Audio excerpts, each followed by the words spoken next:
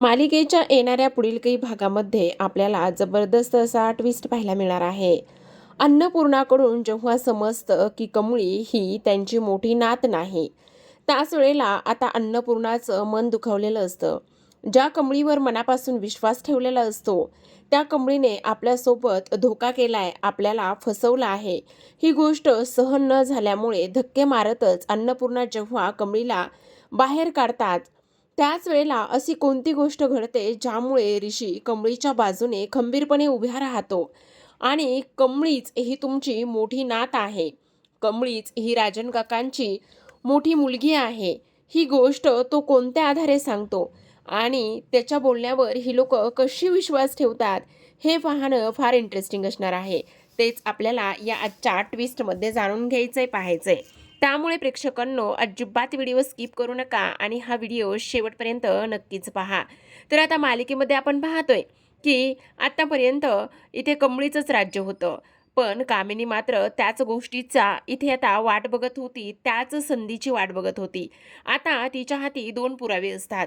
एका चिठ्ठीमध्ये असतं गौरीचं हस्ताक्षर, तर दुसऱ्या चिठ्ठीमध्ये असतं हे अनोळखी व्यक्तीचं हस्ताक्षर, आणि दोन चिठ्ठ्या हातामध्ये असतात. त्याच वेळेला ऋषी म्हणत असतो, नेमकं तुम्हाला म्हणायचंय काय? इकडे राजन आणि अन्नपूर्णा तिला अडवण्याचं काम करतात, पण तिचं मात्र कोणीच ऐकत नाही. आणि त्याच वेळेला आता इथे कामिनी म्हणत असते, ही तुझी मोठी नातच नाहीये, हिने तुला सरळ सरळ स्पष्टपणे फसवलं आहे. असे कुठले पुरावे आहेत? राजनला सुद्धा ही गोष्ट माहिती की कमळी आता इकडे त्यांची मुलगी नाहीये म्हणून. तेव्हा राजन म्हणत असतो, हो आई, आत्या बोलते ते अगदी बरोबर आहे. खरं तर कमळीने आणि मी इथे नाटक केलंय, पण ह्या सगळ्या गोष्टीमध्ये कमळीची काहीच चूक नाहीये. त्या सर्व गोष्टीमध्ये माझी चूक आहे. मी कमळीला हे सगळं काही करायला सांगितलं होतं, आणि प्लीज तू इथे काही जरी झालं ना तरी सुद्धा इथे कमळीला काही बोलू नकोस. पण अन्नपूर्णा म्हणत असतात, नाही, ज्या मुलीवर मी मनापासून माया केली, ज्या मुलीवर मनापासून प्रेम केलं, विश्वास ठेवला, जीव लावला, एक नात कशी असावी तर ती कमळीसारखी असावी, नेहमीच ह्याच गोष्टीची कल्पना केली. पण तसं अजिबात झालं नाही. सगळं उलटच झालेलं आहे. इथे ही मुलगी मला फसवत होती आणि मी तिच्यावर विश्वास ठेवत होते. आता काही जरी झालं तरी ह्या मुलीला मी माफ करणार नाही. आत्ताच्या आत्ता कमळी माझ्यापासून चालती हो. त्याच वेळेला कामिनी म्हणत असते, हो, हिला इथून धक्के मारतच बाहेर काढलं पाहिजे. ही तुझी नात नाहीच आहे. महिला कशासाठी घरात ठेवायचे? आता दुसऱ्या बाजूला हा सगळा होणारा प्रकार इथे आता सरू पाहत असते. सरूचं मन आतूनच दुःखी होत असतं, आतून तुटत असतं. तिला फार वाईट वाटत असतं. ती विचार करू लागते की आता काय करावं? माझ्या कमळीवर असे आरोप होत आहेत. माझी कमळीच इथे त्या घरची मोठी नात आहे. काही जरी झालं तरी मला ह्या सर्व गोष्टी त्यांना सांगितल्या पाहिजे. पण ह्या सगळ्या गोष्टीमध्ये कोण मदत करील? कोणाला सांगू मी ह्या सगळ्या गोष्टी? मला तर आता काही जरी झालं तरी हे सगळं समजतच नाही. काय करू? काय करू? असा विचार इकडे ती करत असते. त्याच वेळेला ऋषी हाच एक मोठा ऑप्शन तिच्या समोर दिसतो. कारण ऋषीचं मनोमनच कमळीवर प्रेम आहे आणि ऋषी हा सत्याच्या बाजूने उभा राहणारा मुलगा आहे.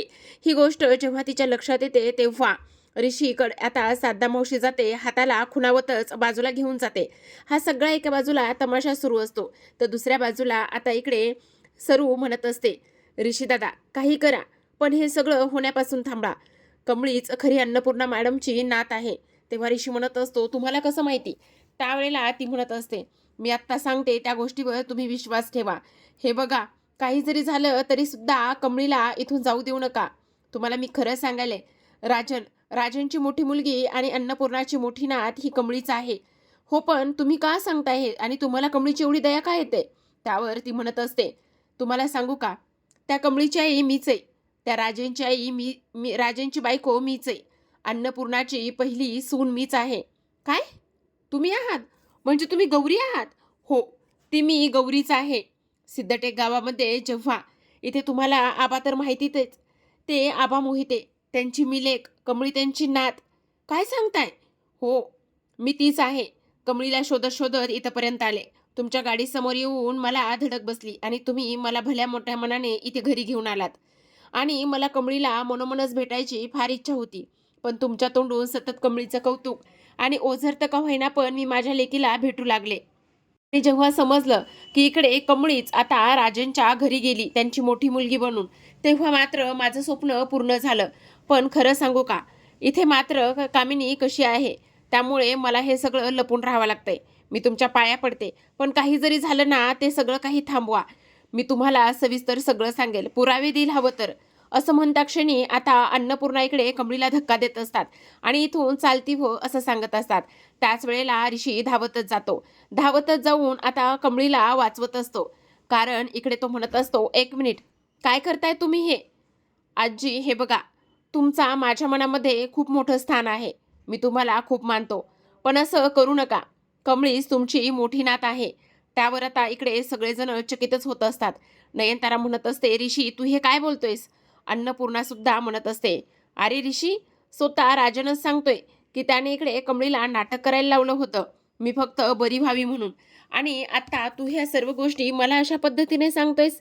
तेव्हा ऋषी म्हणत असतो, "हो, मी हे सगळं तुम्हाला सांगतोय. कारण माझं मन मला सांगतंय की कमळी तुमची मोठी नात आहे. मन सांगण्यावरून काही होत नाही. माझं मन सुद्धा मला नेहमीच सांगायचं की हीच माझी मोठी नात असावी."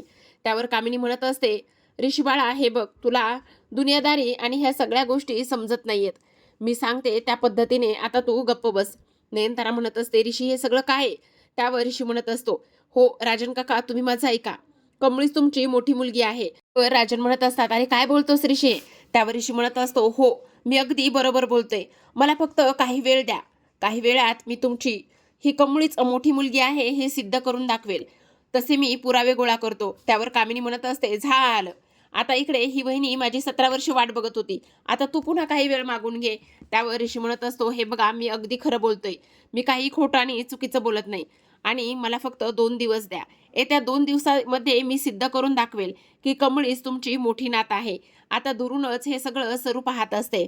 सरूला फार आनंद होत असतो. इकडे राजन तर विचारातच पडलेला असतो की नेमकं ऋषी असं का म्हणतोय. ऋषी तर आता उगाचच फालतू गोष्टी बोलणाऱ्यातला मुलगा नाहीये.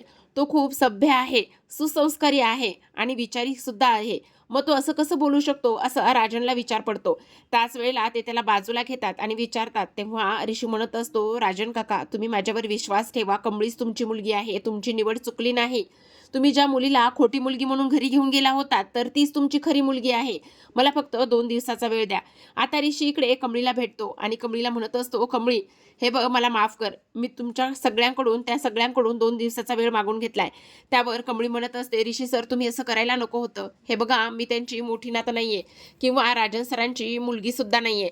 तेव्हा ऋषी म्हणत असतो, "माहिती मला, पण हे सिद्ध करायचंय की तूच त्यांची मुलगी आहेस." "म्हणजे? म्हणजे काय म्हणजे?" "अगं, तुझी आई म्हणजे सरू म्हणजेच गौरी." "काय?" "हो, सरू आणि गौरी ह्या एकच आहेत." "ते तुम्हाला कसं माहिती?" तेव्हा तो म्हणत असतो, "ते खूप मोठं रहस्य आहे आणि तेच मी तुला सांगणार आहे. फक्त मला 2 दिवसामध्ये सगळं सिद्ध करायचंय, पण मला ह्या सगळ्या गोष्टीमध्ये तुझी साथ हवी." त्यावरती म्हणत असते, "म्हणजे आता मी तुला अशा एका व्यक्तीला भेटवणार आहे. त्या व्यक्तीला भेटल्यानंतर तुझ्या सगळ्या प्रश्नांची उत्तरं तुला तिथेच मिळतील." असं म्हणून कमळी समोर येणाऱ्या व्यक्तीकडे पाहते. तेव्हा तिला फारच मोठा धक्का बसतो. तर पाहत रहा कमळी.